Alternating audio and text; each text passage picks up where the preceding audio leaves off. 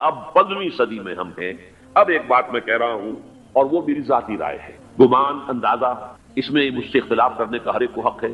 میرے نزدیک 15ویں صدی ہجری اب مجدد کامل الامام المہدی سلسلہ تجدید خلافت کی آخری کڑی کے ظہور کا وقت ہے. اس میں مجھے ایک تو قرآن مجید سے اشارہ ہے، میں اسے تفسیر نہیں کہتا. میرے نزدیک قرآن مجید میں چند آیتیں سورہ مدثر کی اور چند آیتیں سورہ انشقاق کی بڑی عجیب ہے.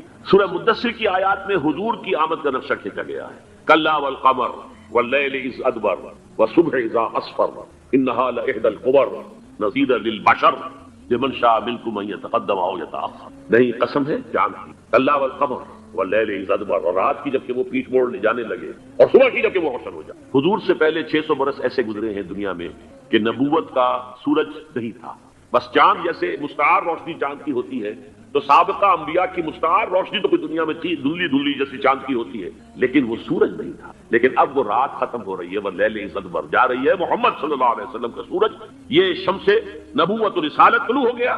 والصبح اذا اسفر انہا لإحدى الکبر.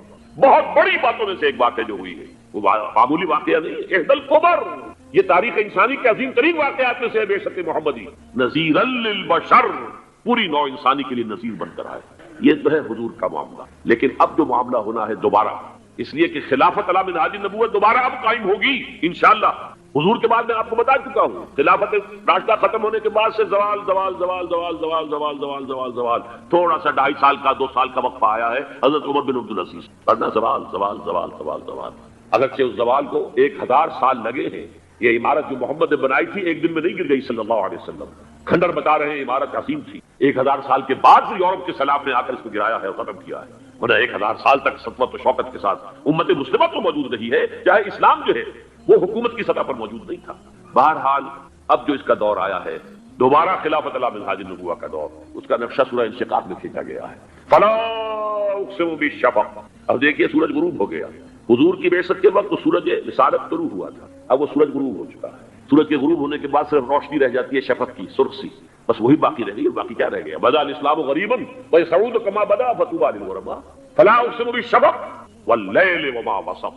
رات کی سی تاریکی ہے اور جو کچھ اس نے اپنے اندر جمع کر لیا ہے. والقمر اذا اتسق، اور قسم ہے چاند کی جب کہ وہ بھر جائے. پورا بھرتا ہے کتنے دنوں میں؟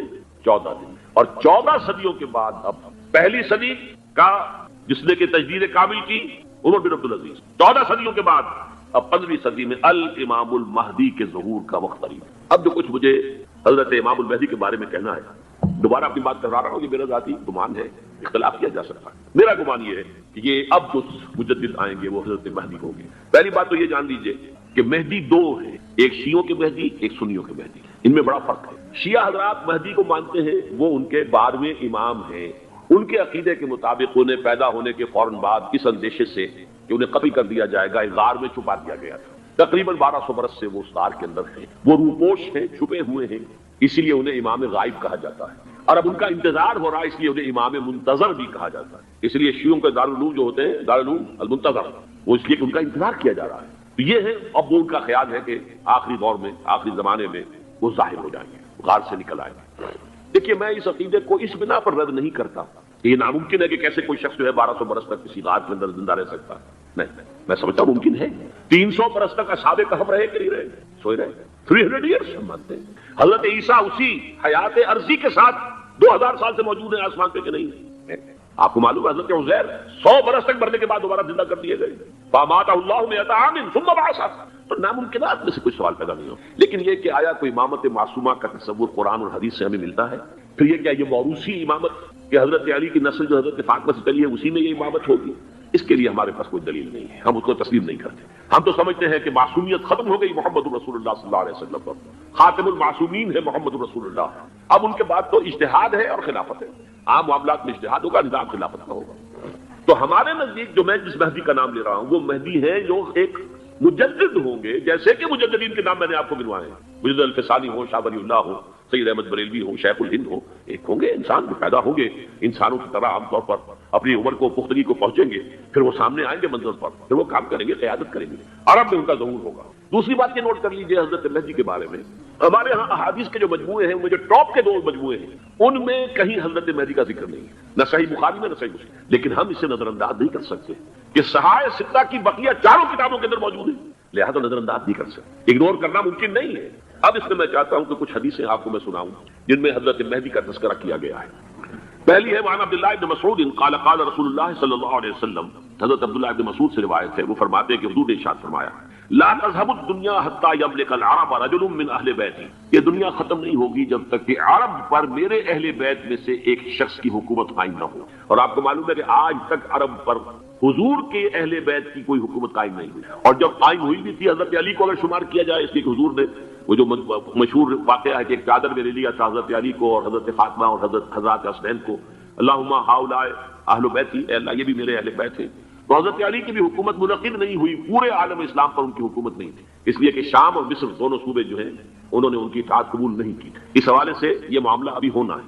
لا تذهب الدنيا حتى يملك العرب رجل من اہل بیتی یؤاطئ اسمه اسمی، اس کا نام وہی ہوگا جو میرا نام ہے، یعنی محمد صلی اللہ علیہ وسلم، اور ان کا نام بھی مہدی کا نام بھی محمد ہو، مہدی تو ان کا لقب ہے، یہ ترمذی میں بھی ہے، ابو داؤد میں بھی ہے، سنن ابی داؤد جامع ترمذی، بلکہ ابو داؤد میں ایک اور روایت ہے، قال حضور نے فرمایا لو لم يبق من الدنيا الا يوم، اگر دنیا کی زندگی میں سے کچھ بھی نہ بچے سوائے ایک دن کے، لطول اللہ تعالی ذلك اليوم، تو اللہ تعالیٰ اس دن کو لمبا کر دے گا، حتى يبعث فيه رجلا مني، یہاں تک کہ میرے خاندان میں سے ایک شخص کو اٹھائے گا، من اہل بیتی، میرے اہل بیت میں سے، یؤاطئ اسمه اسمی و اسم ابی ہے اسم ابی، جس کا نام میرے نام پر ہوگا، جس کے والد کا نام میرے والد کے نام پر ہوگا، محمد ابن عبداللہ ان کا نام ہوگا، اور وہ یملأ الارض قسطا وعدلا كما ملئت ظلما وجورا، وہ سرزمین عرب کو عدل اور انصاف سے اسی طرح بھر دیں گے جیسے کہ وہ ظلم اور زیادتی سے بھر چکی ہو۔ دوسری روایت ہے حضرت ابو سعید خدری رضی اللہ تعالی عنہ سے، حضور نے فرمایا المہدی منی اجل الجبهة اقنى الانف یملأ الارض قسطا وعدلا كما ملئت ظلما وجورا یملک 7 سنین، رواہ داؤد، کہ مہدی مجھ میں سے ہوں گے بڑی روشن پیشانی والے اور بڑی کھڑی ناک والے، وہ زمین کو بھر دیں گے انصاف سے اور عدل سے جیسے کہ وہ ظلم سے بھری ہوئی ہوگی، اور وہ 7 برس تک حکومت کرے گے۔ عرب میں خالص خلافت علی منہاج النبوہ کا نظام حضرت مہدی کے ہاتھوں قائم ہوگا اور 7 برس تک قائم رہے گا عرب کے اندر، اس کا اگلا مرحلہ میں بعد میں بیان کروں۔ تیسری روایت، اور اس کو میں اس لیے خاص طور پر سنا رہا ہوں کہ اس میں وہی الفاظ آئے ہیں جو میں نے ابتدا میں حدیث آپ کو سنائی تھی، اس کے الفاظ ہیں۔ عن ابی سعید قال ذکر رسول اللہ صلی اللہ علیہ وسلم بلاء یصیب هذه الامه حتى لا يجد الرجل ملجا يلجا الیہ من الظلم، حضور نے ذکر فرمایا کہ ایک دور ایسا آئے گا انتہائی ابتلاء اور آزمائش اور مصائب کا کہ کسی شخص کو کوئی سر چھپانے کی جگہ نہیں ملے گی اس ظلم سے اپنے آپ کو بچانے کے لیے۔ فَيَبْعَثُ اللَّهُ رَجُلًا مِنْ عِتْرَتِي وَأَهْلِ بَيْتِي، تو پھر اللہ میرے خاندان میں سے، میرے اہل بیت میں سے اٹھائے گا ایک شخص کو، فَيَمْلَأُ بِهِ الْأَرْضَ قِسْطًا وَعَدْلًا، اور اس کے ذریعے سے اللہ تعالیٰ زمین کو عدل و قسط سے بھر دے گا۔ يَرْضَى عَنْهُ سَاكِنُ السَّمَاءِ، یہ وہی الفاظ آ گئے، اس سے پھر راضی ہو جائیں گے آسمانوں میں رہنے والے بھی، مساکن الارض، اور زمین میں رہنے والے بھی۔ لا تدع السماء من قطرها شيئا الا صبت، آسمان اپنا ایک قطرہ بھی نہیں روکے گا مگر یہ کہ اس کو زمین کے اوپر نثار کر دے گا، بارش کی شکل میں گرا دے گا۔ ولا تدع الارض من نباتها شيئا الا اخرجت، اور زمین اپنی پیداوار میں سے کوئی شے نہیں چھپائے گی، نہیں روکے گی مگر کچھ ظاہر کرے گی۔ یا یہ کہ دنیا میں اقتدار کہ کسی مسند پر انسان بیٹھا ہے، یا یہ کہ کوئی اس کے ہاتھ میں اختیار نہیں، یہ تمام جو حالات انسان پر طاری ہوتے ہیں، ان کے جواب میں جو طرز عمل فکری اعتبار سے اور عملاً انسان اختیار کرتا ہے، اس کے 4 درجے۔ پہلا درجہ ہے انتہائی گمراہی، ضل ضلالا بعیدا، وہ کیا ہے؟ اگر عزت ہوئی، نعمتیں ملی، فلاں دیوی یا دیوتا کی نگاہ کرم ہے، اس کی کرپا سے یہ ہو گیا، اور اگر کوئی تکلیف آ گئی، مصیبت آ گئی، معلوم ہوتا ہے کہ فلاں دیوی یا دیوتا ہم سے ناراض ہو، یہ کالی دیوی کی طرف سے کوئی مصیبت آ گئی ہے، یا یہ کہ یہ لکشمی دیوی کی نگاہ کرم ہے کہ ہمیں دولت مل گئی ہے۔ یہ تو ہے شرک۔ شرک ہونے کے اعتبار سے یہ ہے ضل ضلالا بعیدا، انتہائی پستی۔ اس پستی سے اوپر آئیں گے تو توحید کی پہلی منزل ہے، عزت بھی اللہ نے دی، اگر کوئی تنگی آ گئی، فقر، تکلیف، کوئی ذلت، رسوائی، یہ بھی اللہ کی طرف سے۔ ایک اعتبار سے کوئی انسان ہدایت پر آ گیا، بڑی گہرائی تھی اس گندگی کی اور اس خباثت کی جو شرک جس کا نام ہے، اس سے انسان نکل آیا نجاست سے۔ توحید تو ہے لیکن ابھی اس میں اس کی گمراہی کا ایک ایلیمنٹ شامل ہے، اور یہ گمراہی سے جب تک آگے نہیں آئے گا، اوپر نہیں ابھرے گا، اس کا طرز عمل کیا ہوگا؟ کہ ذرا کچھ مل گیا، عزت مل گئی، پھولے نہیں سما رہے، اب زمین پر قدم نہیں ٹک رہے، گردن اکڑ رہی، کہیں محرومی ہو گئی، کوئی تکلیف آ گئی، کوئی مشقت، فقر آ گیا، اب بجھ کر رہ گئے۔ ان دونوں کیفیات میں انسان کا پینڈولم جو ہے وہ ایکسٹریم کو جائے گا۔ یہ کب ہوگا؟ جبکہ انسان یہ سمجھتا ہے کہ اس دنیا میں جو دولت مل گئی یا عزت مل گئی تو یہ گویا کہ بڑی کوئی قابل فخر ہے، اور اگر یہاں پر کوئی تکلیف آ گئی، کوئی مصیبت آ گئی، فقر و فاقہ آ گیا تو یہ گویا کہ بہت ہی اہانت آمیز ہے۔ اگر یہ انسان سمجھے گا تو طرز عمل وہ نکلے گا نتیجے کے طور پر جو میں بیان کر چکا ہوں، یہ گمراہی ہے۔ اس گمراہی سے نکلیں گے تو آپ کس مقام پر آئے؟ دوسری منزل ہدایت کی کیا ہے؟ نہ یہ عزت ہے نہ یہ ذلت ہے، دونوں حیثیتیں برابر ہیں کہ یہ امتحان ہے۔ اسی لیے ان دونوں آیتوں میں ایک لفظ قدر مشترک ہے، اذا مبتلاہ فاما الانسان اذا مبتلاہ ربہ فاکرمہ ونعمہ۔ یہ بھی ایک ابتلا ہے، آزما رہا ہے اللہ، کبھی وہ دے کر آزماتا ہے، کبھی چھین کر آزماتا ہے، کبھی فقر و فاقہ سے آزماتا ہے، کبھی وہ کثرت دولت اور کثرت مال سے آزماتا ہے، کبھی وہ صحت دے کر آزماتا ہے کہ یہ قوت اور توانائی اور صحت جو میں نے دی ہے یہ اس میں کیا کرتا ہے، کبھی وہ مرض کے ذریعے سے آزماتا ہے کہ صبر کرتا ہے کہ نہیں کرتا۔ ہمارے لیے شکوہ اور شکایت تو اس کی زبان پر نہیں آ جاتی، نالا و سیون تو نہیں آ جاتا، تکلیف جھیلتا کہ نہیں جھیلتا، اس میں تحمل ہے کہ نہیں ہے، تو صبر کرتا ہے یا شکر کرتا ہے۔ یہ دونوں کیفیات در حقیقت اس اعتبار سے مساوی ہے، یہ بھی امتحان، یہ بھی امتحان۔ یہ حقیقت جب سامنے ہوگی اب وہ پینڈولم جو ہے وہ بہت کم ہو جائے، یعنی انسان میں طبعی طور پر تو ایک اثر ہوتا ہے غیر اختیاری، کسی چیونٹی نے کاٹا آپ کے پاؤں پر، آپ اپنا پاؤں ہٹا لیں گے، اس میں کوئی ارادہ نہیں، ریفلیکس سیکشن ہے، غیر اختیاری فیل۔ اس حد تک تو انسان ضرور متاثر ہوتا ہے، اس سے تو کوئی انسان جو ہے وہ بلندر نہیں ہو سکا۔ حضرت ابراہیم رضی اللہ تعالیٰ عنہ حضور کے وہ نومولود فرزند انتقال جب ہو رہا تھا، آپ کی آنکھوں میں آنسو آ گئے۔ اب یہ طبعی اثر ہے، ایک فیل ہے، انفعالی کیفیت ہے جو بالکل طبعی ہے، لیکن یہ نہیں کہ اس کی وجہ سے انسان کی زبان پر کوئی شکوہ آ جائے، کوئی شکایت آ جائے، یہ نہیں ہوگا، یہ ایمان کے منافی ہے۔ اسی طریقے سے اگر کوئی خوشی ہوئی ہے تو چہرے کے اوپر ایک نکھار آ جائے گا، تبسم آ جائے گا، اس سے زائد نہیں۔ اس حد تک تو یوں سمجھیے کہ انسان کا طبعی تقاضا ہے۔ اس سے زیادہ یہ پینڈولم اگر سوئنگ کر رہا ہے تو گویا کہ اس حقیقت سے انسان محجوب ہے کہ یہ بھی امتحان ہے، یہ بھی امتحان ہے، جو ہم سورہ حدید میں پڑھ چکے ہیں۔ ما اصاب من مصیبت فی الارض ولا فی انفسکم الا فی کتاب من قبل ان نبراها ان ذلک علی اللہ یسیر لکی لا تعصوا علی ما فاتکم ولا تفرحوا بما آتاکم۔ اللہ تمہیں کچھ دے تو اتراؤ مت، اللہ تم سے کچھ چھین لے تو اس کے اوپر افسوس مت کرو۔ یہ نتیجہ ایمان کا نکلنا چاہیے۔ اگر تمہیں ایمان ہے اللہ پر، اگر تمہیں یقین ہے کہ جو کچھ ہوا ہے اللہ کے اذن کے بغیر نہیں ہوا، اگر تمہیں یقین ہے کہ اللہ نے جو میرے لیے طے کیا ہے اس میں میرے لیے خیر ہی ہے، چاہے فی الحال فی الوقت فوری طور پر مجھے ناگوار محسوس ہو رہی ہے بات، لیکن یقیناً میرے لیے اس میں خیر ہے میرے رب کی طرف سے، کہ ہم کے ساتھ یہ ماریخ عین الطاف است۔ ہم تو شارٹ سائٹڈ ہیں، ہم دیکھ نہیں سکتے کسی شے کو، ہم اس کے ظاہر کو دیکھ کر گھبرا اٹھتے ہیں کہ یہ تو تکلیف آ گئی، کیا پتا اسی کے پردے میں اللہ کی رحمت آ رہی ہے۔ میں نے وہ رئیس امروی کے اشعار آپ کو کئی دفعہ سنائے ہیں، وہ وقت آیا کہ ہم کو قدرت ہماری سعی و عمل کا پھل دے، بتا رہی ہے یہ ظلمت شب کہ صبح نزدیک آ رہی ہے، ابھی ہے کچھ امتحان باقی، فلاکتوں کے نشان باقی، قدم نہ پیچھے ہٹے کہ قسمت ابھی ہمیں آزما رہی ہے۔ رئیس اہل نظر سے کہہ دو کہ آزمائش سے جی نہ ہارے، جسے سمجھتے ہو آزمائش وہی تو بگڑی بنا رہی ہے، اسی آزمائش سے تو بگڑی بنے گی، اسی سے تو تمہارا خیر جو ہے اجاگر ہوگا، سامنے آ جائے گا، پتہ چلے گا who's who، what is what۔ ابو بکر میں کتنا یقین اور ایمان تھا، یہ کیسے معلوم ہوگا؟ کیسے معلوم ہوگا کہ بلال میں کتنا سہار، کتنا تحمل تھا، کتنا صبر تھا، اگر وہ مصیبت ان پر نہ آتی کہ جو امیہ ابن خلف کے ہاتھوں ان پر قیامت ٹوٹ رہی تھی۔ تو یہ ساری چیزیں جو ہے ما اصاب من مصیبت فی الارض ولا فی انفسکم الا فی کتاب من قبل ان نبرأ ان ذلک علی اللہ یسیر لکی لا تعصوا علی ما فاتکم ولا تفرحوا بما آتاکم واللہ لا یحب کل مختال فخور۔ اگر اس حقیقت سے محجوب ہو جاؤ گے تو پھر اختیال اور فخر اور گھمنڈ پیدا ہو جائے گا تمہارے اندر، یا دوسری طرف مایوسی، کمر ہمت ٹوٹ کر رہ جائے گی، خودکشی کرنے کو انسان آمادہ ہو جاتا ہے، ذرا کوئی ناکامی دنیا میں آ گئی، کوئی تکلیف آ گئی۔ یہ ہے در حقیقت تیسری منزل، ہدایت کی دوسری سیڑھی۔ پہلا کیا تھا؟ نہایت ضل ضلالا بعیدا، کوئی خیر مل گیا تو کسی دیوی کی نگاہ کرم، کوئی تکلیف آ گئی تو کسی دیوتا کی ناراضگی، یہ تو ہے ضل ضلالا بعیدا۔ اس سے اوپر آئے، یہ پہلی سیڑھی ہدایت کی ہے، عزت ہے تو اللہ کی طرف سے، اور اگر کوئی ذلت ہے، تنگی ہے تو اللہ کی طرف سے، یہ ہدایت کا آغاز ہو گیا، یہ توحید کی بنیادی منزل۔ اس سے اگلی منزل، یہاں کی ذلت نہیں، یہاں کی عزت نہیں۔ ذالک یوم التغابن، ہار اور جیت کے فیصلے کا دن تو قیامت کا دن ہے، وہاں معلوم ہوگا جس کو اس وقت عزت ملی وہ عزت والا ہے، جو اس وقت ذلیل ہو گیا وہ ذلت والا ہے۔ یہ تو امتحان ہے، دارالامتحان ہے، خلق الموت والحیات لیبلوکم ایکم احسن عملا، یہ دارالامتحان ہے، امتحان ہونے کے ناطے دونوں برابر ہیں۔ اس سے اوپر ہے ایک چوتھی منزل، ہدایت کی تیسری منزل، وہ کیا ہے؟ عام طور پر انسان یہ سمجھتا ہے کہ یہ جو آزمائش ہے تنگی کی اور فقر و فاقہ کی، یہ سختر آزمائش ہے، اور نعمتوں کی بارش ہو تو یہ آسان آزمائش ہے۔ یہ بھی ابھی گمراہی کا ایک پرت جو ہے اس کی باقی ہے۔ ابھی ہدایت کا جو کامل جو ہوگا انکشاف وہ کب ہوگا؟ جب انسان اس حقیقت کو جان لے کہ جہاں وسعت ہو، دس از دی رے آف ہوپ۔